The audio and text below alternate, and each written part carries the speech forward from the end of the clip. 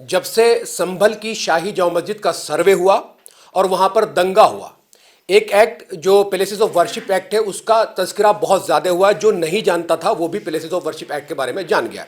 मानिए supreme court ने एक फैसला सुनाया और इसमें यह कहा गया कि अब कोई भी नया सर्वे जो है वो किसी भी दरगाह या मस्जिद को लेकर नहीं किया जाएगा, कोई भी याचिका नहीं की जाएगी। मेरे साथ इस वक्त आप देख सकते हैं कि शाहिद अली एडवोकेट मेरे साथ मौजूद है। मैं जानने की कोशिश करूंगा, सर ये जो एक फैसला आया है ये किसकी जीत है, किसकी हार है और इस फैसले को आप कैसे देखते हैं? देखिए, हार ये किसी की भी नहीं है, लेकिन जीत ये हकीकत में देश की जीत है, भारत की जीत है, देश के संविधान की जीत है, संसद की जीत है जिस संसद ने इसको बनाया, और सुप्रीम कोर्ट की जीत है जिस सुप्रीम कोर्ट ने बाबरी मस्जिद वाले केस में कहा कि प्लेस वर्शिप एक्ट पूरी तरह से वैलिड है और इसका पालन होना चाहिए। ये देश की रूह की जीत है, क्योंकि देश की जो रूह है वो ये है गंगा जमनी तहजीब, या कहती है डाइवर्सिटी की बेसिकली ये जीत है, क्योंकि यहाँ पर ये सभी लोगों का देश है, सभी का खून है यहाँ की मिट्टी में, तो ये तमाम लोगों की जीत है। ये आप हार कह सकते हो, हार तो मैं नहीं कहूँगा, ये उन लोगों के मुंह पे तमाचा है, करारा तमाचा है, देश को तोड़ने में लगे हुए हैं, देश को गृह युद्ध की आग में झोंकना चाहते हैं, देश को हिंदू मुस्लिम की आग में झोंकना चाहते हैं। ये उन लोगों के मुंह पे करारा तमाचा है, और ये करारा तमाचा बेसिकली संविधान की तरफ से है, ये हमारी संसद की तरफ से है, ये हमारी जुडिशरी की तरफ से है। सर जब बाबरी मस्जिद का केस हुआ था तो प्लेसेस ऑफ वर्शिप एक्ट को लेकर बहुत बातें हुई थी, लेकिन बावजूद इसके होने के बावजूद भी हम देखते हैं कि लगातार मस्जिदों को लेकर, दरगाहों को लेकर लगातार आवाज़ उठाई जा रही है, याचिकाएं दी जा रही हैं। अभी बहुत सारे केसेस चल रहे हैं, अब उस पर इस फैसले का क्या असर रहेगा? आने वाले वक्त में जो पेंडिंग केस हैं, जो चल रहे हैं, वो आगे ऐसे ही कंटिन्यू रहेंगे या वो रुक जाएंगे? देखिए, जो बाबरी मस्जिद वाला केस था, बेसिकली जब वो पेंडिंग था, बाबरी मस्जिद का केस शुरू हुआ सबसे पहले 1854 से। 1874 में बाकायदा जुडिशरी यानी कि जज साहब का ऑर्डर आया, उस वक्त जो जुडिशरी थी ब्रिटिश एम्पायर में, और उसने इस बाबरी मस्जिद को उस वक्त जजमेंट ये दिया कि वहाँ पर रामलला पैदा नहीं हुए, और वो वक्फ बोर्ड की ज़मीन है या मुसलमानों की ज़मीन है या मस्जिद कमेटी की ज़मीन है वो, ठीक है। ये जजमेंट आ गया था 1874 में। लेकिन अनफॉर्चुनेटली एक डिवाइड एंड रूल वाली पॉलिसी को हिंदुस्तान में अख्तियार किया गया पोस्ट पार्टीशन के बाद में, आज़ादी के बाद में बेसिकली, तो उसकी वजह से उस पर एक ये विवाद होता रहा। एक पक्ष का कहना था, जो हिंदुस्तान का एक हमारा बहुसंख्यक पक्ष है, उसका कहना था कि साहब यहाँ पर श्री राम पैदा हुए थे, या रसोई थी, और बहुत सारी चीज़ें जो भी धर्म से जुड़ी हुई चीज़ें हैं। मुसलमानों का कहना क्या था, वो तो थी मस्जिद, कि भैया तो मस्जिद में नमाज़ पढ़ते आ रहे हैं, तो इसका कुछ वो नहीं होना चाहिए। उसमें उन लोगों ने डिमांड करी कि साहब एएसआई का सर्वे हो। एएसआई का सर्वे हुआ, खुदाई करके हुआ, साइंटिफिक सर्वे नहीं हुआ, बाकायदा खोदा गया मस्जिद को। जब वो खोदा गया मस्जिद को, तमाम चीज़ें हुई और देश पूरी तरह दंगों की आग में झुलस गया। बहुत सारे दंगे हुए, बाबरी मस्जिद वाले इंसिडेंट की वजह से देश बहुत टूटा, देश बहुत पीछे चला गया हमारा। तो उस वक्त देश की विधायिका ने यानी संसद ने ये चाहा कि भाई ये तो एक चल रहा इशू, कंटेस्टेड इशू है, आज़ादी से पहले का इशू है। हालांकि वो जुडिशरी ने डिसाइड कर दिया था, लेकिन माना संसद ने, ठीक है, संसद ने माना, संसद तो लोगों की आवाज़ होती है। तो हम एक ऐसा कानून बनाएं कि ये रोज़ रोज़ जो चीज़ें हो रही हैं, क्योंकि उस वक्त भी हो रहा था कि साहब बनारस भी और मथुरा भी और तमाम 3000 लिस्ट और 10,000 लिस्ट, तो क्या देश को आगे नहीं बढ़ने देंगे? क्या देश को चलने नहीं देंगे? तो देश की संसद ने एक कानून बनाया जिसका नाम था प्लेस वर्शिप एक्ट 1991। काफ़ी दिन उसमें बहस चली, भारतीय जनता पार्टी के काफ़ी मेम्बरान उसके अंदर थे, वो बड़ी बहस खूबसूरत है। उसमें जो मेन चीज़ थी वो ये थी कि हम देश को आगे बढ़ाना चाहते हैं, देश को दंगों की आग से निकालना चाहते हैं, हम इतिहास को नहीं खोजना चाहते, और ख़ासतौर से इतिहास को खोज ही नहीं सकते। वहाँ मिलेगा क्या इतिहास को खोज के? क्योंकि जब ज़मीन को आप खोदते हो तो वहाँ से तो कुछ भी निकलता है। तो ये सब जो चीज़ें थी, एक सोचा यह गया कि देश को आगे बढ़ाने के लिए कानून बनाते हैं, वो कानून बनाया गया। जब बाबरी मस्जिद वाला डिसीजन आया, तो बाबरी मस्जिद वाले डिसीजन में भी उस जजमेंट में ये बात भी लिखी हुई थी कि साहब ये वाला जो एक्ट है प्लेस वर्शिप एक्ट 1991 पूरी तरह से वैलिड है, और इसकी वजह से अब किसी और मस्जिद की बात नहीं होगी, किसी और पूजा गृह की बात नहीं होगी। फौरन उसके बाद में आरएसएस चीफ का भी बयान आता है कि साहब मोहन भागवत जी का, कि साहब हमने हर मस्जिद के नीचे शिवालय क्यों खोजना। तो अब इससे लगता ये था कि ये जो हिंदू मुस्लिम चली आ रही थी ये ख़त्म हो जाएगी।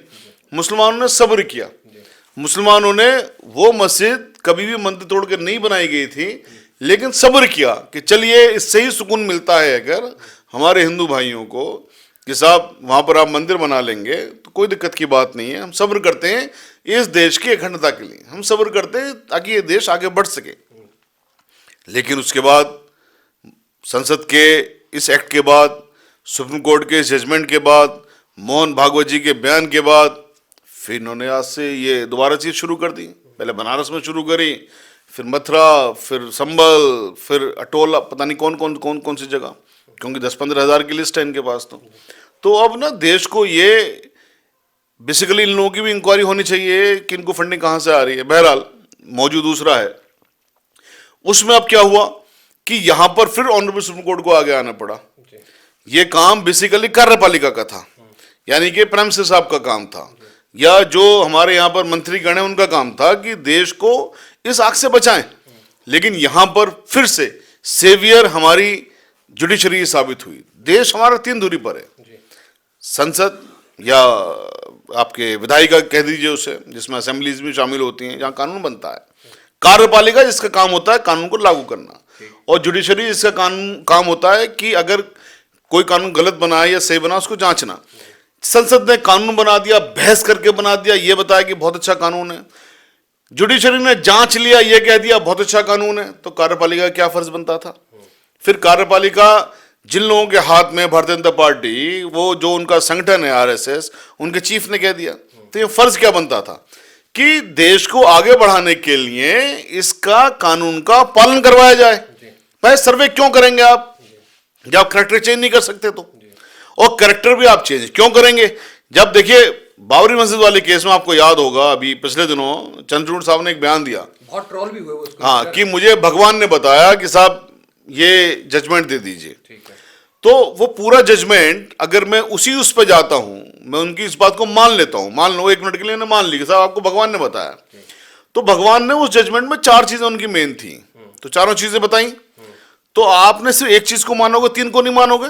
वो चारों चीजें क्या है वो भी मैं आपके सामने बता देता हूं। भगवान ने उनको बताया कि साहब यहां पर कभी भी मंदिर नहीं था राम जी का, ठीक है, भगवान ने बता दिया। भगवान ने ये बता दिया कि मंदिर को तोड़ के मस्जिद नहीं बनाई गई।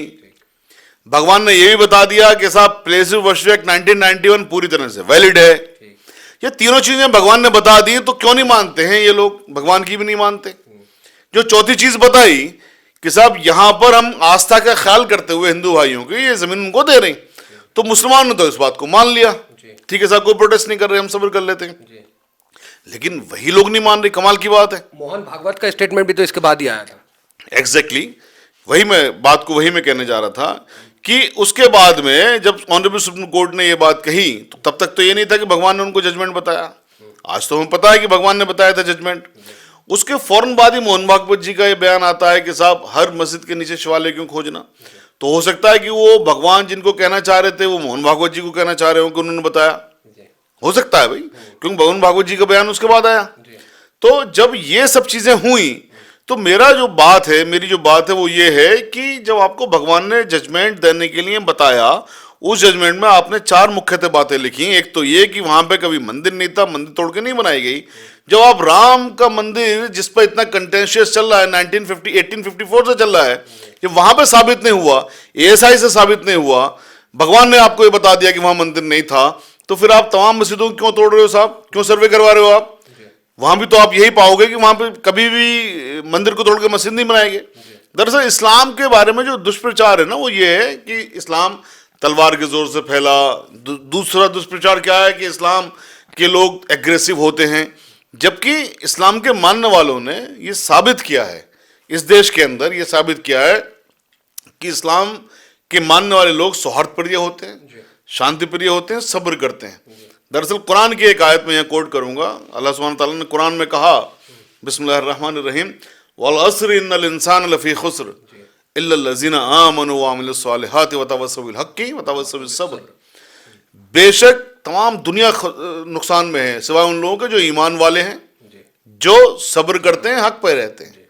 तो हम लोगों के लिए फर्ज है कि हम हक पर रहें और सब्र करें। सर सब्र क्या, बस 1 मिनट। तो हाँ, सब्र हमने ये किया ना कि उन्होंने कह दिया कि साहब वहां पर कोई प्रमाण नहीं है कि राम जी वहां पैदा हुए, फिर भी आप मस्जिद दे रहे हो, हम सब्र कर रहे हैं। तो सर सब्र का पैमाना लबरेज हो गया और ये सब्र का ही नतीजा है कि आज हम शाही जमा मस्जिद देख रहे हैं, संभल की बदायूं की मस्जिद पे केस देख रहे हैं, ख्वाजा गरीब नवाज की दरगाह पर केस देख रहे हैं, याचिका देख रहे हैं, तो ये उस सब्र का नतीजा है। देखिए, जितने भी केसेस हैं, सब्र करने पे जब अल्लाह सुब्हानहू तआला कुरान में कह रहा है तो गलत तो हो नहीं सकता। बिल्कुल नहीं हो सकता। ठीक है ना। इसका मतलब ये नहीं है कि हम अगर सब्र कर रहे हैं और कोई चीज हमारे खिलाफ आ रही है तो साहब सब्र करना गलत हो गया। ये सब्र किया ना, जब सब्र किया तो आज ऑनरेबल सुप्रीम कोर्ट को खुद आना पड़ा फिर बचाव करने के लिए कि भाई नहीं, इस एक्ट की हिफाजत करी जाए, अब कोई सर्वे नहीं होगा। तो क्या सब्र की जीत नहीं है? क्या हक पर रहने की जीत नहीं है? तो जब अल्लाह ताला ने कह दिया हक पर रहिए, सब्र करिए, उसकी जीत का प्रमाण आ गया। सर सच ना विचलित तो हो सकता, हारता कभी नहीं है। ये हक पर रहते हैं, सब्र करते हैं, क्या उन लोगों को कुर्बानी देनी पड़ती? कुर्बानी हमारे भी गई, 5 बच्चे वहां शहीद हो गए, कम बात थोड़ी नहीं है। और हजारों बच्चे वहां पर बेगुनाह उनको जेलों में डाल दिया गया, इससे बड़ी और क्या कुर्बानी जाएगी? तो हमने कुर्बानी भी दे रहे हैं, सब्र भी कर रहे हैं, लेकिन हक पर हैं, और चूंकि हक पर हैं इसलिए हमारी जीत भी हो रही है। हमारी क्या, बेसिकली देश की जीत है ये। सर ये कब तक राहत है इसमें, क्योंकि अभी विचाराधीन है, तो कब तक समझा जाए, कब तक राहत है? देखिए, अगर मैं लीगली बोलूं तो लीगली ये है कि जब तक उस एक्ट की एग्जामिन नहीं कर लिया आया था तब तक को राहत है। ठीक है। मैं अब दूसरी बात इसी में बता रहा हूं मैं आपको कि उस एक्ट की वैलिडिटी एक बार एग्जामिन हो चुकी है, honourable supreme court he examine कर चुकी है बाबरी मस्जिद वाले केस में। ठीक है। जब एग्जामिन कर चुकी है तो दोबारा एग्जामिन करना क्यों? जी। लेकिन वो ऑनरेबल सुप्रीम कोर्ट का विशेषाधिकार है, वो 10 बार एग्जामिन करे। जी। ठीक है, कर लीजिए साहब, हमें क्या दिक्कत की बात है। हमें तो ये मालूम है कि ये जो कानून है ये देश की बेसिकली अखंडता के लिए जरूरी है, ये देश की सुरक्षा के लिए जरूरी है, ये देश को आगे बढ़ाने के लिए जरूरी है, ये देश को मजबूत करने के लिए जरूरी है, ये देश को हकीकत में विश्व गुरु बनाने के लिए जरूरी है। ये कानून देश की रूह के लिए जरूरी है, ये कानून देश की संसद की रूह के लिए जरूरी है, क्योंकि बेसिकली हमारे संविधान की रूह, संसद की रूह या देश की रूह, या जिन लोगों ने कुर्बानियां दी देश की आजादी के लिए, उनकी रूह क्या चाहती थी कि सब लोग एक साथ रहें। ये एक प्यारा गुलदस्ता है, गुलदस्ते में तमाम तरह के फूल हैं, हिंदू के नाम के भी फूल हैं, मुसलमान के नाम के भी फूल हैं, सिख ईसाई और तमाम बहुत सारे और मजहब हैं, उन तमाम नाम के फूल हैं। ये सारे फूल गुलदस्ते की शोभा बढ़ा रहे हैं। इसमें से कोई भी फूल निकलेगा तो गुलदस्ते की शोभा खत्म हो जाएगी। मैं एक बात और करता हूँ, अपने हिंदू भाइयों से मैं कहता हूँ, उन लोगों से कहता हूँ जो कट्टरपंथ पे चल रहे हैं, जो मैं और उन लोगों से भी कहता हूँ जो कहते हैं कि साहब भारत माँ है। भाई आपका मानना है कि भारत माँ है, तो मुसलमान भी तो उसी माँ के बच्चे हैं ना। फिर तो वो माँ क्या खुश होगी जब उसके किसी बच्चे को अगर नुकसान पहुंचाओगे या उसको शहीद कर दोगे या उसको कोई किसी भी तरह का जुल्म करोगे? अगर आप एक तरफ माँ मानते हो तो आप उसके बच्चों की शहादत पे खुशी कैसे मना सकते हो? इसका मतलब आप झूठा बात करते हो, आप प्रोपगंडा करते हो, आप माँ नहीं मानते हो। या फिर यह है कि आपकी जो नफरतें हैं वो इस हद तक चली गई कि आप माँ का कहना भी नहीं मानते, आप माँ को भी नुकसान पहुंचाने के लिए अड़े हुए हो। बताओ ना मुझे, आप तो कहते हो माँ है, माँ है, तो फिर माँ के बच्चों को अगर वो बच्चे परेशान है तो कोई माँ खुश हो सकती है क्या?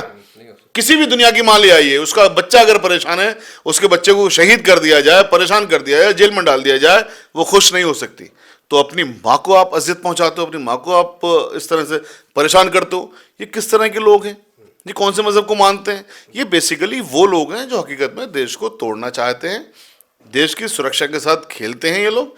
इन लोगों की हकीकत में जांच होनी चाहिए तमाम चीज़ों की कि किसके इशारे पे कर रहे हैं। ठीक सर, एक चीज़ और चल रही है, आपने देखा होगा एनआईए और एटीएस जो है आजकल रेड मार रही है, और इस रेड में जो है बिहार का सीतामढ़ी में एक जगह है, वहाँ मुर्गा काटता है उसके घर रेड हुई है। दूसरी रेड जो झांसी में हुई थी, जो एक ऑनलाइन टीचर है खालिद नदवी, उनके खिलाफ हुई है। बताया जा रहा है कि वो गैर मुल्की फंड उनको मिल रहा है, उन पर ये इल्ज़ाम था। तो इस तरह की जो रेड हो रही है इसको लेकर क्या कहना चाहेंगे सर? देखिए, पहली बात तो मैं आपको ये बता दूं कि इन्वेस्टिगेशन होने में कोई दिक्कत की बात नहीं होनी चाहिए। अगर आपने कुछ गलत नहीं किया है तो इन्वेस्टिगेशन में क्या दिक्कत की बात है? इन्वेस्टिगेशन हो जाए, अगर इन्वेस्टिगेशन सही हो रही है तो। लेकिन इन्वेस्टिगेशन जो आजकल इलेक्शन आ रहा है, दिल्ली का भी इलेक्शन आ रहा है, और चूंकि ऑनरेबल सुप्रीम कोर्ट ने 2 चीज़ों में पूरी बुलडोजर बंद करा पहले, अब सर्वे बंद कर दिया, तो जो टेलीविज़न हैं जो नफरत फैला रहे हैं या जो पॉलिटिकल पार्टीज नफरत फैलाती हैं, अब उनको क्या है नफरत फैलाने के लिए? अब तो कुछ बचा नहीं। तो ये हो सकता है प्रोपेगेंडा हो। अगर ये सही कर रहे हैं इन्वेस्टिगेशन तो हम वेलकम करते हैं, इन्वेस्टिगेशन होनी चाहिए। लेकिन अगर ये प्रोपेगेंडा है तो चूंकि अब बुलडोजर नहीं चल रहा, तो जो अजियत पहुंचाने वाली चीज थी, अजियत और तशद्दुद करके आप जिन लोगों को खुश करते थे वो आप कैसे करोगे? जो सर्वे करवा करके और जुल्म करते थे आप, और ये जुल्म करके जो आप लोगों को खुश करते थे, आप कैसे करोगे? तो हो सकता है अजियत पहुंचाने के लिए तीसरा आपने ये चीज लेके आ गए हो। तो इस चीज की भी बेसिकली हम ऑनरेबल प्राइम मिनिस्टर साहब से भी दरखास्त करते हैं, तमाम बुद्धिजीवियों से कहते हैं, ऑनरेबल जुडिशरी से भी हम कहते हैं कि इस चीज पर जरा नजर बना के रखिए कि ये क्या फिर से एक और चाल है मुसलमानों को अजियत पहुंचा करके दूसरे लोगों को खुश करने की। अगर ये वाकई में देश के हित में है तो हम वेलकम करते हैं, हम साथ हैं अपनी एजेंसियों के। लेकिन अगर ये प्रोपेगेंडा है और अगर ये इलेक्शन की वजह से किसी और वजह से है तो फिर हम इसकी भर्त्सना करेंगे। सर, दिल्ली में विधानसभा चुनाव आने वाला है। आपने देखा होगा सीलमपुर और कालंदी कुंज पर जो लोग रह रहे हैं उनको बांग्लादेशी बताकर उनसे जो उनके कागज चेक किए जा रहे हैं, उनसे पूछा जा रहा है आप कब से यहाँ रहे हैं, कैसे रहे, इसको कैसे देखते हैं सर? देखिए, जितने भी लोग हिंदुस्तान में हैं, बांग्लादेशी या दूसरे उसके, ये ज़्यादातर एनएचआरसी से असाइलम इनको है। एनएचआरसी से जिन लोगों को असाइलम है वो लोग हिंदुस्तान में रहते हैं। हिंदुस्तान की पावर में है, हिंदुस्तान को अख्तियार है कि उन लोगों को बाहर भेज दे। ठीक है, उन लोगों को बाहर नहीं भेज रही हिंदुस्तान। हिंदुस्तान उन लोगों को डिपोर्ट नहीं करता अपने देश के लिए। ठीक है, लिस्ट बनी नहीं किया। अभी हमने कुछ केसेस ऐसे भी लड़े जिसमें से एनएचआरसी ने उनको सिटीजनशिप दिलवा दी कनाडा की। अब कमाल की बात देखिए, कनाडा की सिटीजनशिप है, रोहिंग्या के वो लोग हैं और वो कनाडा जाना चाहते हैं। इंडिया ने उनको नहीं जाने दिया, नहीं साहब यहीं रहोगे, हम नहीं जाने देंगे आपको, हम तो आपको डिपोर्ट ही करेंगे। डिपोर्ट कब करोगे? डिपोर्ट आप कर नहीं रहे, वो कनाडा जाना चाह रहा है। तो ये जो चीज़ है, इससे क्या निकल के आता है कि दरअसल सियासत को ना कुछ चीज़ें चाहिए इस्तेमाल करने के लिए इलेक्शन के वक्त में। तो ये सियासत की चीज़ें हैं कि साहब इलेक्शन के वक्त है, इलेक्शन में इस्तेमाल करेंगे। और तमाम चीज़ इलेक्शन से पहले क्यों नहीं हो रहा था रोहिंग्या साहब? इलेक्शन से पहले कोई रोहिंग्या नहीं था। यही सेंट्रल गवर्नमेंट का बयान बता रहा हूँ मैं आपको। सेंट्रल गवर्नमेंट के मंत्री जी साहब जो शहरी विकास मंत्री थे, उनका मुझे नाम याद नहीं आ रहा, उनका स्टेटमेंट था कि हम उनके लिए मकानात बनाएंगे, रोहिंग्या के जो लोग हैं उनके लिए मकानात बनाएंगे, उनको मकानात बना के देंगे। अब वो अचानक से उनको आप डिपोर्ट करेंगे या कागज चेक करेंगे, तो करिए ना भाई डिपोर्ट। कोई अगर हिंदुस्तान पे बोझ है तो डिपोर्ट करिए, किसने मना किया? ऑनरेबल सुप्रीम कोर्ट में ये मामला पेंडिंग है और ऑनरेबल सुप्रीम कोर्ट ने इसमें इस तरह की चीज़ों में पहले भी फटकार लगाई थी सरकार को कि ये जो प्रोपेगेंडा आप करते हो, प्रोपेगेंडा आप ना करें। और ये तमाम तरह की जो चीज़ें हैं, बेसिकली सियासत को बहुत सारी चीज़ें चाहिए होती हैं। ये सियासत है, अनफॉर्चुनेटली गंदी सियासत है। ये बांग्लादेशियों को जो चेक किया जा रहा है, इसके पीछे ये वजह तो नहीं है कि बांग्लादेश में जो अल्पसंख्यक लोग रह रहे हैं उन पे जो तशद्दुद हो रहा है, उस तरह का जो प्रोपेगेंडा लगातार फैलाया जा रहा है, वीडियो आ रही है, तो उसके लिए भी कोई ऐसी प्रतिक्रिया तेज हो रही हो? देखिए, अगर बांग्लादेश के अंदर तशद्दुद हो रहा है तो हम उसकी मजम्मत करते हैं अल्पसंख्यकों के साथ, क्योंकि बेसिकली जो लोग अल्पसंख्यक पे, बांग्लादेश के अल्पसंख्यक पर जुल्म कर रहे हैं तो मुसलमान नहीं हो सकते वो। मैं बहुत रिस्पॉन्सिबिलिटी के साथ ये बात कह रहा हूँ, क्योंकि इस्लाम किसी भी तरह से जुल्म नहीं सिखाता। कुरान के अंदर बहुत सारी आयतें हैं, मैं आपको एक दो आयत कोट भी कर दूंगा, मैं मफहूम बता रहा हूँ। उसमें यह कहा है कि आपको किसी के ऊपर सुपरिटेंडेंट नहीं लगाया है, अपना मैसेज दीजिए, अल्लाह एक है, दैट्स ऑल। वो बाकी माने ना माने, ठीक है। तो जब ये अल्लाह ताला का मैसेज है और साथ में अल्लाह ताला क्या कहता है कुरान में कि किसी के मजहब को बुरा मत कहिए, किसी के भगवानों को बुरा मत कहिए, तो जुल्म कैसे करने के लिए परमिशन दे देगा इस्लाम? इस्लाम तो परमिशन नहीं दे सकता जुल्म करने के लिए। जो लोग जुल्म कर रहे हैं वहां पर जुल्म कर रहे हैं। हम अपनी सरकार से भी डिमांड करते हैं कि हमारे जो बांग्लादेश का हाई कमीशन यहाँ पर है उसको प्रेशर डाले कि वो वहां पर अपनी सरकारों को इस बात की हिदायत दें कि वो जुल्म ना करें, और जो भी कुछ डिप्लोमेटिकली हो सकता है वो तमाम रास्ते अख्तियार करने चाहिए कि वहां पर वहां के अल्पसंख्यक पर जुल्म ना हो। वहां के अल्पसंख्यक पर जुल्म हो रहा है, इसका बदला यहाँ पे लोग हैं, ये तो कोई बात नहीं है साहब। हम तो वहां के लिए भी मना करें, वहां भी नहीं होना चाहिए। लेकिन ये जो चीजें हैं कि वहां पर हो रहा है तो हम यहाँ पे करेंगे, ये तो इंसानियत नहीं है। ठीक है, तो आप लोगों ने देखा कि सुप्रीम कोर्ट ने प्लेसेस ऑफ वर्शिप एक्ट का जो सुनवाई हो रही थी उसके दौरान कहा कि अब कोई भी याचिका, कोई भी मुकदमा जो है वो दायर नहीं किया जाएगा। और ये जो पूरा सिनेरियो है, इस सिनेरियो में सबसे बड़ी जीत उसी की है जो इस हिंदुस्तान को आगे बढ़ता हुआ देखना चाहता है, इस हिंदुस्तान को तरक्की याफ्ता देखना चाहता है। कैमरा पर्सन अफसर के साथ मैं मजहर खान, मिलत टाइम्स, दिल्ली। मिल्क टाइम्स को जारी रखने और मजबूत बनाने के लिए हमारी आर्थिक सहायता कीजिए। ये एक आजाद मीडिया हाउस और कमजोरों की आवाज है।